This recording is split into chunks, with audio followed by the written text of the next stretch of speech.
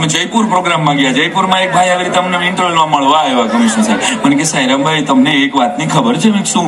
મને કે Mandodari is from Jodhpur. મને તો મારા ઘરના ક્યાં ગામના છે છેલ્લે એ ખબર હતી. પછી મેં ભાઈ કોઈના ઘરના ક્યાં ગામના હોય ને એમાં મને ટાઈમ જ નથી રહ્યો. મને કે જોધપુરના હતા મંદોદરી. મને કે રાવણના ધર્મપત્ની. હા હા એ તો ખબર છે. તો મેં એટલે તમારું કહેવાનું શું થાય છે? મને કે એટલે રાવણ અમારો જમાઈ થાય ને. મને ઓતરાસ આવી ગયો. હા તો મને કે એટલે અમે લોકો છે ને અમુક જ લોકો, પણ અમે લોકો અમારા જમાઈનું દહન નથી કરતા, રાવણ દહન નથી કરતા.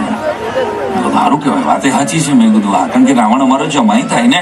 મેં કીધું હા ભાઈ, તમારો જોધપુરનો જમાઈ થાય, રાવણ તમારો એકનો જ જમાઈ થાય, બાકી બીજા કોઈ રાજ્યમાં જાઓ જમાઈને જ રાવણ ગણે છે.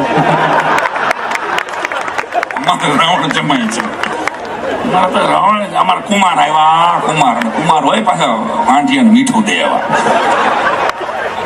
એક જણ મને કે સાઢુભાઈ નું ગુજરાતી શું થાય? હવે તો આ પેઢી છે ઇંગ્લિશ મીડિયમમાં ભણનારી પેઢી છે. સાઢુભાઈ, મેં કહ્યું સાઢુભાઈ ઇટ્સ ગુજરાતી શબ્દ છે.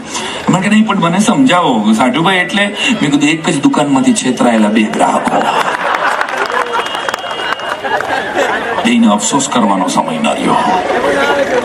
ખરેખર વાત નીકળી છે એટલે. અને રાવણની વાત પૂરી કરી દઉં પહેલા. તો રાવણ દહન કે અમે નથી કરતા. મેં કીધું બહુ સારી વાત કહેવાય રાવણ દહન. અને આમે ગોંડલથી હું રાજકોટ રહેવા ગયો તો રાવણ દહનનો કાર્યક્રમ સોસાયટીમાં હતો, અને મને કીધું કે તમે ચીફ ગેસ્ટ તરીકે આવો. મને કે રામ તો તમારામાં છે, સાંઈ રામ એમ. મેં તો સારું હાલો, રાવણ દહનથી જ આવી રીતે આગળ વધાતું હોય છે. હું ખોટી બોટી નવી પહેરીને સરસ મજાનો તો તૈયાર થઈને બહાર નીકળતો હતો, ત્યાં મારો પાડોશી મને કે ક્યાં જાઓ? મેં કીધું રાવણ દહનના કાર્યક્રમમાં, દશેરાના કાર્યક્રમમાં ચીફ ગેસ્ટ. તો એ ભાઈએ મને જે પ્રશ્ન પૂછ્યો છે ને, મને ફીણ લેવડાવે છે. મને કે મને તો એ જ સવાલ થાય છે કે દર વર્ષે રાવણને બાળવો પડે છે, દર વર્ષે રાવણને જન્મ કોણ આપે છે? મેં તો જભો કાઢી નાખ્યો. હું તો અંદર બી આવો પ્રશ્ન કોઈક વાયરલ કરી દઈએ ખોટું. પેલા ખોટી કાઢી પછી જભો કાઢી. ખરેખર લોકો ટેન્શન આપે. હવે કાંઈ આપણે જવું જ નથી. અને એક જગ્યાએ રાવણ દહન થતું હતું. આ તો હળવી ફૂલવાય રાવણ દહન, અને બરાબર આમ હળગાવવાની તૈયારીમાં, અને એમાં બરાબર રાવણને વાચા ફૂટી. હા, હું આ કરું છું એટલે કે આમાં એટલા બધા જીવજંતુઓ છે કે અમુક તો વયા ગયા અંદર. આખા પ્રોગ્રામ દરમિયાન કોઈને એકાદ કાંઈ પંખા જેવું કાંઈ થાય, કુલર કે કાંઈક એવું અહીં હોય તો સાઈડમાં મૂકી શકાય. કોઈને ભાઈ અર્જુનભાઈ એકાદ કાંઈક હોય ને તો થોડા કાંઈથી હવામાં વયા જાય. બધા અમે ભક્ષી જશું. સીધા ફ્લાઇટમાં જ આવે સીધા. હા, રાવણને વાચા ફૂટી સાહેબ. અને રાવણ 10,000 માણસ આમાં ઊભું હતું, અને રાવણને વાચા ફૂટી. એ કે હું કામ કે મને હળગાવો છો તમે? ગયો હું તમારી કોઈની લઈ ગયો તો તમે મને બાળો છો, તમારી કોઈની લઈ ગયો તો મારા જો એક જણો બોલ્યો કે એટલે તો બાળી છે.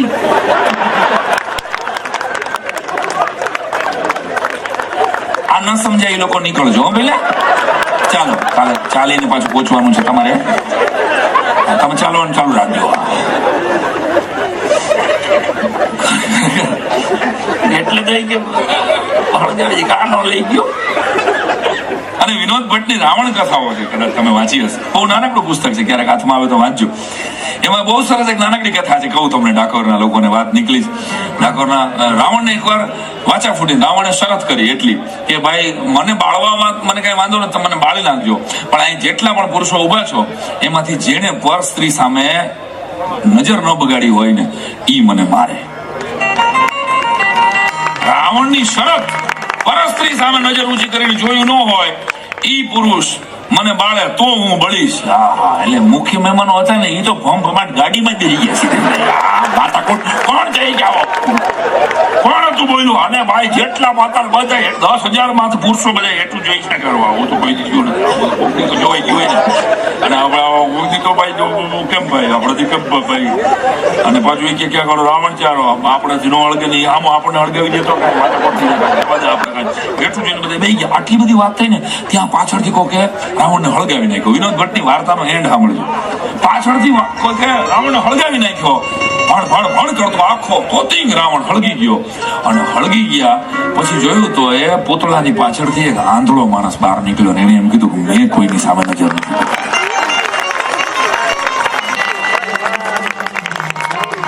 મેં કોઈની સામે નજર નથી કરતી સાહેબ. ત્યારે કહું આ એ દેશ, એટલે અહીં પતિ પત્ની જેટલા બેઠા છો, દાંપત્ય જીવનની વાત કાયમ હું કરું છું કે દાંપત્ય જીવન માટે લંકાના રાવણ કરતા શંકાનો રાવણ વધારે ખતરનાક છે. એનાથી ચેતજો.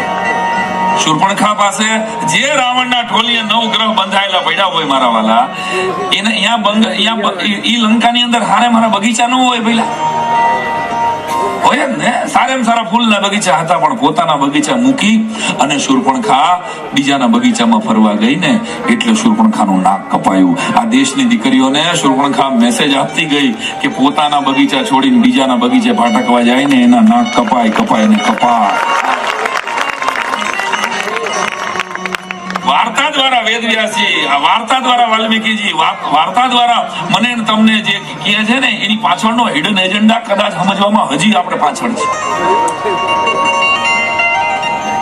કે સાહેબ આ વાર્તા આપણને શું શીખવવા માંગે છે એક્ઝેક્ટલી અત્યારના સમયમાં એ કેવી રીતે મને તમને ઉપયોગી થાય યાદ કરો તો એ રામાયણ અને એ રાવણ જેની ઢોલીએ 9 ગ્રહ બંધાયેલા રહેતા હતા. વિચાર તો કરો. અને વાત નીકળી છે એટલે રાવણની વાત નીકળતી હોય એટલે જમાઈની વાત નીકળે. અને જમાઈને અમારે સૌરાષ્ટ્રમાં કુમાર કીએ વધારે. તમારે અહીં ખબર નથી મને. અને પટેલ સમાજ છે અમારા ઘણા બધા મિત્રો, એ તો પટેલ જ કીએ. અમારે પટેલ આવ્યા છે એટલે પછી નામ લેવાની જરૂર નહીં. હવે અમારે તો નામ દેશી હોય અને વાહે કુમાર લગાડ્યા હોય. નામ ચકો હોય ને કે ચકેશ કુમાર આવ્યા છે. આ કેવું ભૂંડું લાગે. ચકેશ કુમારને કેવું પાન ફાવશે, લીમડાનું દેખાય બે જાય. એક સાસુએ તો જમાઈને ફરિયાદ કરેલી, તમે અમારી લાખ રૂપિયાની દીકરીની હાવ કેવી દશા કરી નાખી. તો જમાઈ કે 50,000 પાછી જોતી પાડો. અને અમારે રાજકોટ, અમદાવાદ, બરોડા, સુરત આ બધા મોટા શહેરોની હાલત એ થાય છે કે દીકરીઓને કે દીકરા ગામની બહાર પરણવું જ નથી. દીકરી તો રાજકોટ વાળી અમારે રાજકોટની બહાર જવું જ નથી. બોલો શું થાય હવે? અમદાવાદ વાળીને અમદાવાદની બહાર આવું થતું જાય, મુંબઈ વાળીને મુંબઈ. હવે આ ઘટના આવું આપણે બાએ વિચાર્યું હોત તો. અને હું તો ભલું થાય આપણા દાદાનું હું પગે લાગી લઉં છું. આપણા બધાને પિતૃઓ મળે ને જે હું ઉપર જાય છે બધાને સ્પેશિયલ સન્માન કરવાનું. કારણ કે આપણા રાશન કાર્ડ તો જોવો, રાશન કાર્ડમાં હમાય નહીં એવડા. આપણા દાદાના રાશન કાર્ડ જોવો તમે, 4 ફઈઓ 4 કાકા ને 2 તો જન્મીને ગુજરી ગયા હોય. એ તો બાને જ ખબર હોય. બા બાપુજી સિવાય ત્રીજો જાણતો જ તો. હા અમારે એક મોટો જન્મીને હોય ગયો તો 11 છોકરાના કુટુંબ હતા. એટલે આટલું ભૈરું ભાઈદરું ડાકોર લાગે છે. વડીલોને ધન્યવાદ છે. અને અટાણે તમે જુઓ અમે 2 અમારો 1 માનતા ન હોય અને કોઈના બાપનું માનતો ન હોય. માફ કરજો મને, બહુ નાનકડી પણ હળવી શૈલીમાં મેરી રજૂઆત ગલત હો सकती है, मेरी पीड़ा गलत नहीं. જો સમજાય એકનો એક દીકરો છે જેને અમારે તો બસ માતાજી એ ઠાકરજી એક દીકરો આપી દીધો ને હવે આને કોણ દે? એ તો વિચારો 40 વર્ષ પછી ઇવેન્ટ વાળાનું હાલવાનું છે સાહેબ. લખી લેજો, ઇવેન્ટ એટલું હાલશે 40 વર્ષ પછી. નોકરા ઇવેન્ટ વાળાનો ધંધો હાલશે. તમારા દીકરાના લગ્ન છે ને ત્યારે એ એમ કહેશે કે તમારે 4 મામા ભાડે જોઈશ. કારણ કે આને મામો નહીં હોય, કાકો નહીં હોય, ભાઈ નહીં હોય, ભુવા નહીં હોય, ભાઈબંધ બનાવતા આવડતા નહીં હોય, એને બેન જ નહીં હોય તો એને બેનની ફિલિંગ કેવી રીતે આવશે કોઈ માટે?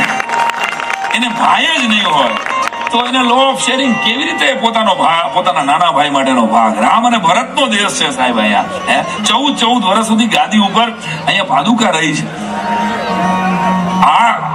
આવનારા 50 વર્ષ પછી કદાચ આ વાક્ય વિચારવું પડશે આપણે બધે. એકના એક છે માનતાના. અને છોકરા ભૂકા કાઢે ઉભો રહે ને ભાઈ. છોકરા છે જોરદાર. અહીં મારે 15 વર્ષથી નિશાળા મેં સરકારી સ્કૂલમાં કામ કર્યું. હવે મારી પોતાની સ્કૂલ છે. છોકરા ભૂકા કાઢ નાખે. એક છોકરો 0 માર્ક આવ્યા એને માર્કશીટ જોઈ અને બાપા ખીજાણા, તારે ગણિતમાં 0 માર્ક છે, મારવો જોઈએ. તો છોકરો કે હાલો પપ્પા મેં સાહેબનું ઘરે જોયું. લે એને સાહેબને મારવો હતો. બોલો આ નંગ છે બધા. અને મારી વાત, મારો જન્મ બહુ નાનપણમાં થયેલો. સિરિયસલી મને એક ભાઈ પૂછેલું ઇન્ટરવ્યુમાં આવી રીતે, મને કે તમે નાના હતા ત્યારે શું કરતા હતા? મેં કીધું મોટો થતો હતો. નાના હોય તું જે કરતો એ શું કરતો? બીજું હતું આપણે 1 રૂપિયાની ભાડે સાયકલ સિવાય કઈ હતું? કઈ નતું પહેલા. પણ છોકરા નાનકડા છે ને અમે નાના હતા ત્યાં અમારે અમરનગરની પ્રાથમિક શાળાનો એક દાખલો કહી દઉં. લીમડાની હેઠે અમારે ભણવાનું હતું અને બનેલી ઘટના કહી દઉં. અમારા સાહેબ બપોરે 12:30 વાગે જમીને આવ્યા ક્યાંકથી અને અમને કીધું કે છોકરાઓ તમે 15 એકાનો પાડો લખો. 15 એકાનો પાડો અમે શરૂ કર્યો અને હું મોનિટર હતો. સાહેબ હું નાનપણથી ડાયો ખરેખર તમને ભલે હું હું કરું છું તમે ક્યાં મારા બાળપણમાં મારી યાર વગાડતા હતા. હું ખરેખર ડાયો હતો અને મારા પપ્પાએ મને કેટલી વાર સાહેબ કીધેલું કે તું 1લો નંબર લઈ આવ્યો હું તને સાયકલ લઈ દઉં, પણ હું કોઈ દી લોભ લાલચમાં આવ્યો નહીં. હું આત્મનિર્ભર હતો. હું સાયકલ લઈ તો મારા ખર્ચે લઈ એમ પપ્પા મને લઈ દઈએ એ મને ન પોહાય. આપણે તો આવે છે આપવું બસ બહુ નહીં ભાઈ હળદર ચોપડી પડે ભાઈ તમે લોકો આવે છે આપો છો એટલે તો મુદ્દો કહી દઉં તમને. આપણે આત્મનિર્ભર હતા પહેલેથી સાહેબ બાળકો અને નંબર તો અત્યારે છોકરાઓને 98 માર્ક આવે છે. આપણને તો તાવ આવતા હતા. આખી એક 40+ ની પેઢી બેઠી છે. પૂછો તમે 98 કોઈ દી આવ્યા જ આપણે 99 તાવ હતા. તો આજના બાળકો માટે ખાલી તો બંધી ભાઈ કેટલી મહેનત કરે છે છોકરા. ગામડામાં બગડવા હાટું એક બીડી હતી. બીડીથી વધારે અર્જુનસિંહભાઈ તમારા ગામડામાં કઈ હતું બીજું મળતું કઈ હતું જ નહીં. અટાણે તો કેટલી પ્રકારની પડીકીઓ મળે છે. કેટલી જગ્યાએ છોકરીઓ બગડી શકે એમ છે. આપણે બચી ગયા. વી આર ધ લાસ્ટ 40+ ની જે જનરેશન બેઠી છે યાદ રાખજો કે આપણે મેગી ખાધા વગર મોટા થઈ ગયા અને ગૂગલની સહાયતા વગર ભણી ગયા. We are the last. આપણે આપણા બાપુજીએ કીધું અહીંયા પૈણી ગયા. ભલે હવે તો તમે કયો છો તો પછી હવે પેલો મંગળિયો રાખો નથી પકડવાનું. લગ્નમાં આવ્યા છો બાપુજીએ કીધું અહીંયા પૈણી ગયા કાંઈ બોલ્યા નહીં સાહેબ. છેલ્લી પેઢી અને આપણે છેલ્લી પેઢી છીએ કે આપણને આપણા છોકરા કહેશે ને અહીંયા આપણે એને પરણવા દેશું. જ્યાં સિમરન જીલે આપણી જિંદગી એટલે વિયાર. કારણ કે આ બે ટ્રાન્સ જોનારી છે ને આપણે છેલ્લી પેઢી. ઘરમાં ટેલિફોન નહોતો અને હવે 2-3 આઈફોન છે. ટીપી ફોન હતો ખબર છે પાડોશીની પત્રકાંડો એનું ફૂલ ફોર્મ હતું ખબર નથી કોઈને. હા BSNL નું ફૂલ ફોર્મ મને એકને જ ખબર છે. બહાર શેરીમાં નીકળો ત્યારે લાગે ફૂલ ફોર્મ છે જી. અમુક જ્ઞાન મારા સિવાય કોઈની પાસે અર્જિત જ નથી. મને ગૌરવ છે. નાનપણમાં નિશાળ સાહેબે કીધું 15 એકાનો પાડો લખો. મારે જરાક વધારે જમાઈ ગયું છે. હું થોડીક વાર વામકુક્ષી કરી લઉં છું. વામકુક્ષી કહેવાય એટલે સુઈ જાઉં. અને ગરમીનો સમય સાહેબે બરાબર શર્ટ કાઢ્યો અને લીમડાની ડાળીએ ટીંગાડ્યો અને સાહેબે મને મોનિટર બનાવ્યો તું ધ્યાન રાખજે. સાહેબ મારું દફતર લઈ અને આડે પડખે સુઈ ગયા. મારી નજર સામે શિક્ષણ આડે પડખેથી ગણાવણી હોઈ ગયો. મસ્કોરા બોલાવે. સાહેબે કીધું કોઈ બહારથી મોટા સાહેબ આવે મને જગાડજે. હવે એ સમયે શાસનાધિકારી આવતા એજ્યુકેશન ઇન્સ્પેક્ટર જેને કહેવાય. ઝેરી બ્લુ કલરનું સફારી પહેરીને એક ભાઈ ગ્રાઉન્ડમાં દાખલ થયા. હું ભાળી ગયો. મોટા સાહેબ આવ્યા. જેવા મોટા સાહેબ આવ્યા એ ભેગા મેં આમ સાહેબને જગાડ્યા. સાહેબ મોટા સાહેબ આવ્યા. સાહેબ તો ઉઘાડે રીલે ઉતેલા. પ્લોટ પકડજો નકર ઉપરથી જશે. સાહેબને જગાડ્યા એ ભેગા એને જોયું મોટા સાહેબ આમાં ઉભા આગળ હાલ્યા આવે એટલે સાહેબે તરત જ ગોઠણિયા ભેર થઈ અને વિષય બદલાવીને બાળકો અહીંયા ફેફસા આવે. હૃદયનો ભાગ કહેવાય. જો અડવું નથી શાંતિ અહીંયા જોટર આવે. આવું બધું કર્યું તો આખો ક્લાસ ગોટે ચડી ગયો. ગણિતના પિરિયડમાં શરીર વિજ્ઞાન ક્યાંથી નીકળ્યું. અને પેલા એજ્યુકેશન ઇન્સ્પેક્ટર આવ્યા હતા ને એ તો અભિભૂત થઈ ગયા કે કોઈ શિક્ષક ટીચિંગ લર્નિંગ મટીરિયલ તરીકે પોતાના શરીરનો ઉપયોગ કરી શકે.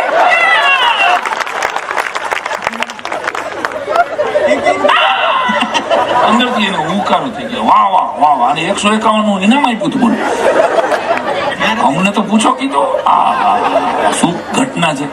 અને એક સાહેબ અમને એવું કરાવતા હતા 5મા ધોરણમાં અમે હતા ને બરાબર એ છોકરાઓ ગુજરાતી કાઢો. એને કેમ કાઢ નાખવાની હોય કાઢો એટલે ગુજરાતી કાઢવાની. પછી કે મથાળા લખો. મથાળા એટલે ઇન્ડેક્સ આપણે કહીએ ને અનુક્રમણિકા લખો. અનુક્રમણિકામાં લખવાનું. એક અનુક્રમણિકાનો પાઠ હોય ને કે હિમાલયનો પ્રવાસ કાકા સાહેબ કાલેલકર 50 વાર લખવાનો. તેદી નાના હતા તેદી મારી આંખે કંકુના સૂરજ હાથમાં એ ભણતા હતા. આજે ખબર પડી કે ડાકોરના વિસ્તારના કવિ હતા. કાલી બનતી અદભુત ગુજરાતી ભાષાનો રાવજી પટેલ. અને રાવજી પટેલ, મારી આંખે કંકુના સૂરજ આંખમાં 50 વાર લખો. હા, હિમાલયનો પ્રવાસ 50 વાર. આવી રીતે બીજે દિવસે સમાજ વિદ્યા કઢાવે, એના મથાળા પાકા કરાવે. ત્રીજે દિવસે વિજ્ઞાન કઢાવે, એના 6 મહિના સુધી સાહેબે મથાળા જ પાકા કરાવ્યા. સાંભળી છે, 6 મહિનામાં બધાને મથાળા મોઢે. ઇન્સ્પેક્શન આવ્યું બહારથી, સાહેબને કીધું કે આવો સાહેબ પેલા મારા ક્લાસમાં. આખા ક્લાસને પૂછી લો, તમારે જે પૂછવું હોય. મથાળા મોઢે છે એમ બધા. ગુજરાતીમાં ચોથો પાઠ, એ કાકા સાહેબ કાલરકર, હિમાલયનો પ્રવાસ. વિજ્ઞાનમાં 7મો, નિસ્સંદના પ્રયોગો. સમાજ વિદ્યામાં 9મો, 1857નો સ્વાતંત્ર્ય સંગ્રામ. ઓલો બહારનો સાહેબ કે મથાળા મોઢે છે, અને કઈ બીજું પૂછવાની જરૂર જ ન હોય. મેં કીધું આગળ તો પૂછવા મથાળા સિવાય કાંઈ નથી આવ્યું. જીવન એવું છે, કેટલાક લોકો એવા નથી આપણી આજુબાજુમાં જેને મથાળા બહુ હારા, અંદર કાંઈ ન હોય. જાગો ગ્રાહક જાગો. અમુક લોકો વેફરના પડીકા જેવા હોય, એમાં માલ ઓછો હોય ને અવાજ આજી હોય. અમુક લોકો એવા હોય જે પાણી ગાળીને પીવે ને ગામનું લોહી ડાયરેક્ટ પીવે. અમુક લોકો એવા હોય જે લોકો નાવા જાય તો હાથ પગ ધોઈને જાય. આનાથી જોઈશું આપણે જમવા ગયા હોય ને તો કે જમશો અહીં શું કરવા આવ્યા? તમે ચા ન મૂકવા દીધી. અરે તે મૂકી નહીં, 22 મિનિટથી બેઠા છે ચાની. હાલે નીકળે સાઈરામભાઈ નેક્સ્ટ ટાઈમ આવો ને તો ચા પીને જજો. ભાઈ અમે તો આ ટાઈમ જ પીવા આવ્યા હતા, પણ તારે મૂકવી જ નથી તો શું કરવું? અને અમુક લોકો તો આવે બેસીએ ને, એક અમારે ઘરે કાકા આવે તો સીધે સીધું ગૂગલ ચાલુ કરી દે, નેવિગેશન ચાલુ કરી દે. કાકા શું કરો છો? મને કે નેવિગેશન. મને કે રસ્તો કપાતો થાય ને. આનું લોજિક હજી સુધી નથી સમજો. બોલ, નેવિગેશન ચાલુ કરી દી, ઘરે બેસીને એટલે અમદાવાદ જવાનું છે, રાજકોટ થી અમદાવાદ કે રસ્તો કપાતો થાય, જાણે કેમ એમને રસ્તો કપાઈ જવાનો હોય. એમ કઠણાઈ તો ઈ છે. એટલે મોબાઈલ થી સંબંધો અનુભવાય છે, ટકે છે, પણ અનુભવાતા નથી દોસ્તો. એટલે કહી દઉં છું કે પ્રાર્થના છે ને ઈશ્વરનો મોબાઈલ છે. ક્યારેક ટ્રાય કરતી રહેવી, કોઈક દિવસ તો ભગવાન ઉપાડશે. કોઈ ના કોઈ દિવસ તો ઉપાડશે. બોડાણાએ પ્રાર્થના જ કરી, 70 વર્ષ લગી હાથની માલિકો તુલસી રાખી. અને જે પ્રાર્થના કરીને પૂનમ ભરવા જાય, કોઈ દી વિચાર્યું તું એને 800 વર્ષ પહેલા કે મારો વાલો મારો ઠાકોર એકમાત્ર પોતાની પત્નીને ભરો હોવા તો બાકી ગામ તો તેદી હતું જ ને ભાઈ. એ દાંત કાઢતું હતું ઘરે, ગાંડો થઈ ગયો ભગત. કોઈ દી ઠાકર આવે, દ્વારકાનો ધણી આમ થોડો આવે. અને પરાશરભાઈ મારા પરમ મિત્રએ મને એક સરસ વાત કીધી. મને કે ભારતના ઇતિહાસમાં મહાભારતના યુગની અંદર આખા કૃષ્ણ ચરિત્રમાં જોઈ લો તો ભગવાને ભક્તના કામ ઘણાય ના કર્યા છે, પણ સારથી એકમાત્ર અર્જુનના અને બીજા બોડાણાના 2 જ જણાના સારથી કર્યા છે. સારથી ભગવાન ત્યાં હોય, જેનું ગાડું હકાવ્યું હોય. હા, એવા તો માત્ર. તો ભક્તિ છે ને કેવી તાકાત વાળી છે. નરસૈયાની ભક્તિ જુનાગઢમાં 52 વખત ભગવાનને ધક્કો ખવડાવે. વિચાર તો કરો. આ બોડાણાની ધરતી ઉપર ભગવાન એનું ગાડું ન જોવે, એનો ભાવ જોઈને આવે. એનું નામ દ્વારકાધીશ. તારી પાસે હું છે, મને રાખવાની વ્યવસ્થા છે. એક ધારાસભ્ય આવવાના હોય ને તોય પ્રોટોકોલ પ્રમાણે 2 અધિકારીઓ જોઈ ગયા હોય કે એની ખુરશી બરાબર છે ને ભાઈ, જોઈ લેજો. એમાં લખેલું હોવું જોઈએ ધારાસભ્ય શ્રી, નગર માથાકૂટ થઈ જાય ભાઈ. આ મુદ્દો છે, ભલે આ માથાકૂટ કરે એવા છે નહીં કોઈ. પણ એક કલેક્ટર આવવાના હોય, ડેપ્યુટી કલેક્ટર આવવાના હોય, એસપી આવવાના હોય, તોય એના માણસો આવીને એનો સોફો બરાબર કરી દે. સાહેબ અહીં બેસશે તો મારો આ વાલો અખિલ બ્રહ્માંડનો નાથ દ્વારકાધીશ આવવાનો હોય છે, ત્યારે એને માત્ર બોડાણાનો ભાવ જોયો, ગંગાભાઈનો ભાવ. અને ડાકોર આવતો હતો તો મને એમ થયું અર્જુન સિવાય કે મારે કાળિયા ઠાકરના ચરણે હું તો હું મૂકી શકું, બ્રાહ્મણનો દીકરો છું. મારી પાસે સરસ્વતીનો આશીર્વાદ છે કે અત્યારે કોઈનું સાંભળતું નથી ને તમે મને સાંભળો છો. ઘટના છે, અત્યારે કોઈને સાંભળવા જ બધાને સંભળાવી દેવું છે. એવા સમય મારા 27 વર્ષથી સાંભળો. અને હું કાયમ એક વાત કહું છું કે તમે જેટલા ફિલ્મ સ્ટારોને કે જેટલા ક્રિકેટરોને રોલ મોડેલ તમારા સમજો છો, એ કાં તો પડીકીની જાહેરાતમાં આવે છે, કાં ડ્રિંક્સની જાહેરાતમાં આવે છે, કાં તમને એ જંગલી રમી રમાડવા માટે, કાં તો જુગાર રમવાની પ્રેરણા આપે છે. તો જેને તમે તમારા રોલ મોડેલ સમજો છો, એ દેશના યુવાનોને ક્યાંક ને ક્યાંક ગોઠે ચડાવી રહ્યા છે. તો એના કરતા તમારો સાંઈરામ કે તમારો કીર્તિદાનભાઈ કે તમારો માયોભાઈ હારો ન કહે કે અમે ગોઠે તો નથી ચડાવતા. અમારી કોશિશ છે આખી એક પેઢીને સાહિત્ય તરફ હળવી શૈલીમાં. મારો તો વિષય હળવો છે. મારી વાત હસવા જેવી 100% હશે, હસી કાઢવા જેવી હરગીજ નહીં હોય. તો યુવાન દોસ્તોને મારી નમ્ર પ્રાર્થના છે કે તમારા રોલ મોડેલ બદલાવજો, જિંદગી બદલાશે. તમારો રોલ મોડેલ ભગતસિંહનું જીવન ચરિત્ર એકાદ વાર તો વાંચી જુઓ. વીર વિનાયક દામોદર સાવરકરનું જીવન ચરિત્ર એકવાર તો વાંચી જુઓ. પછી તમને છૂટ એને નફરત કરવાની. એની સાથે શું થયું હતું એટલે મેં એક શેરમાં સાંભળીને કીધું હતું વીરાંજલિની આપણે વાત કરી આજે એટલે ફરી પાછું 23 માર્ચ વીરાંજલિનો બીજો પાર્ટ લઈને અમે આવી રહ્યા છીએ આપ બધાના આશીર્વાદ એમાં સાવરકરજી આવે છે તુલસી આવક બહુ દિલથી અત્યારે એની જ પ્રેક્ટિસ ચાલી રહી છે 100 કલાકારો સાથે સાણંદની અંદર 23 માર્ચે ઉજવાશે એક શેર દરેક વખતે વીરાંજલિમાં અમે બહુ દિલથી યાદ કરીએ કે मैं सम्मान करता हूं अहिंसा भरी सीखों का मैं सम्मान करता हूं अहिंसा भरी सीखों का लेकिन मुझ पे कर्जा है भगत सिंह की चीखों का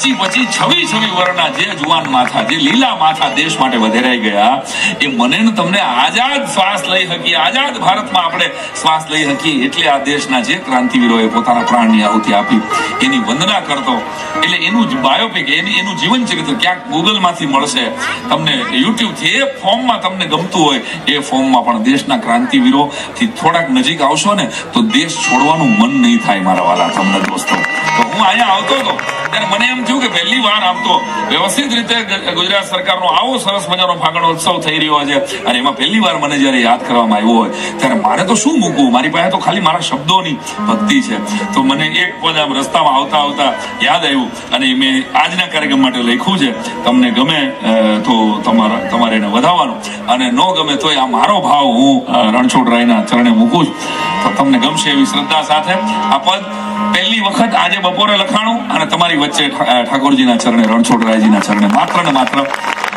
બોડાણાના આ ડાકોરની અંદર ડંકપુર જેને કહેવાય ડંકના રોકડના આ એની ધરતી છે એવી પવિત્ર તપોભૂમિની અંદર હું તમે બેઠા છીએ ત્યારે આ ગીત તમને ગમશે એવી શ્રદ્ધા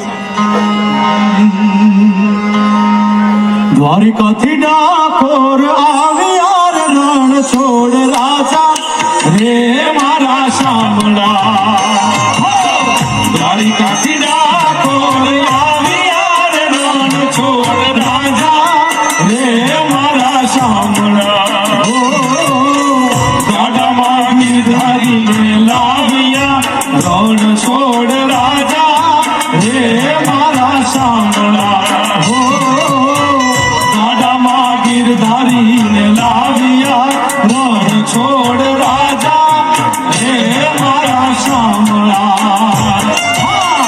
દ્વારિકાથી ડાકોર આવ્યા રણછોડ રાજા રે મારા શામળા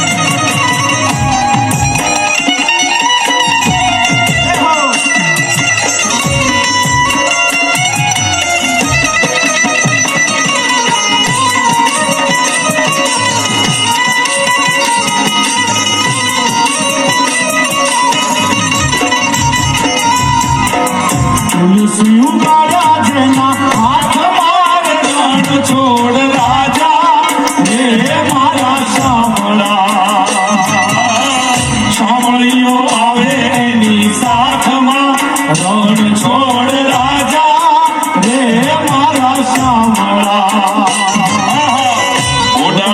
ભક્તિ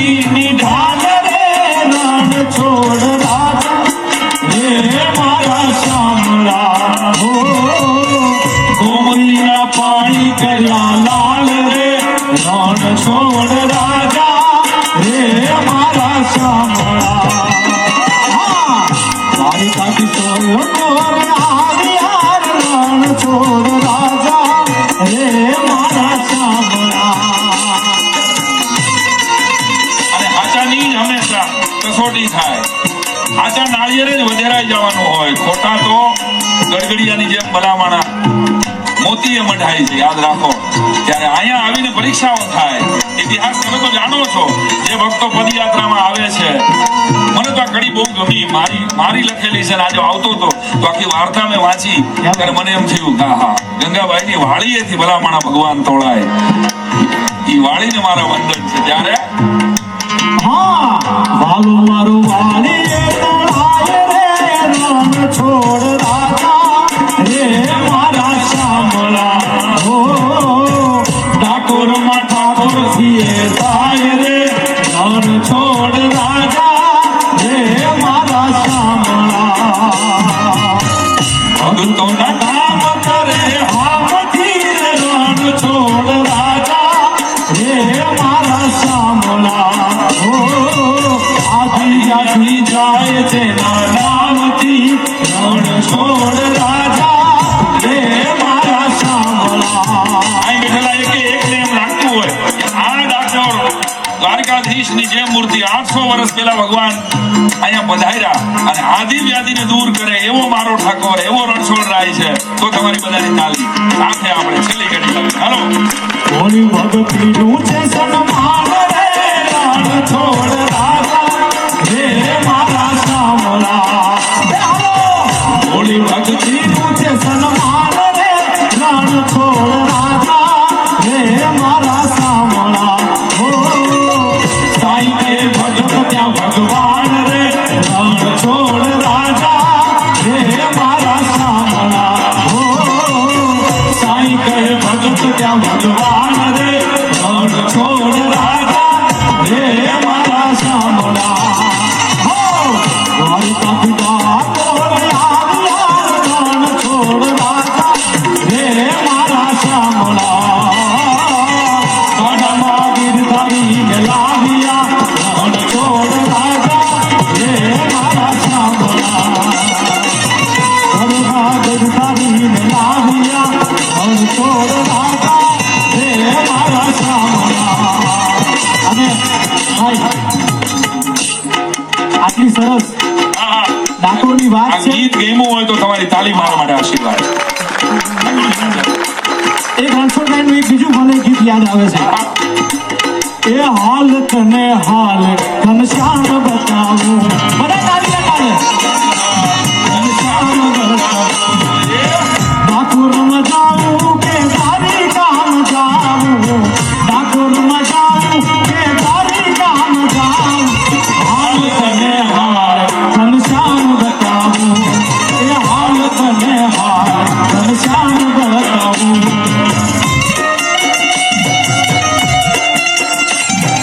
તાળી લગાડ, બધા બે હાથે તાળી.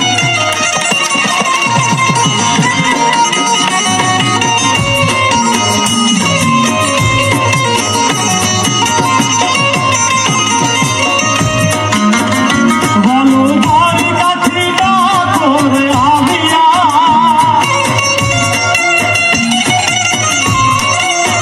એ ભક્ત બોડાણો તેડીને લાવ્યા.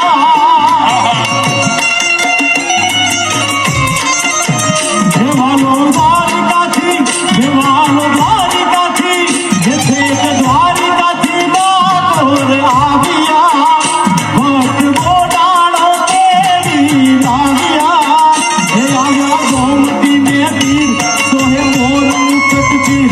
આવ્યા ગોમતી ને તીર સોહે મોર મુકટ તીર. ઘનશ્યામ બતાવું.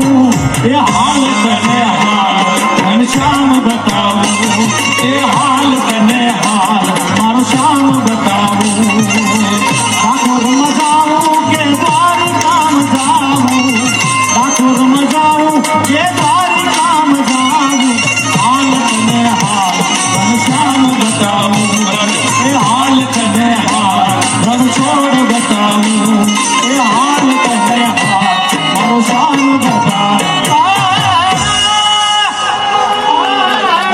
છોડ રાય વાહ ભાઈ વાહ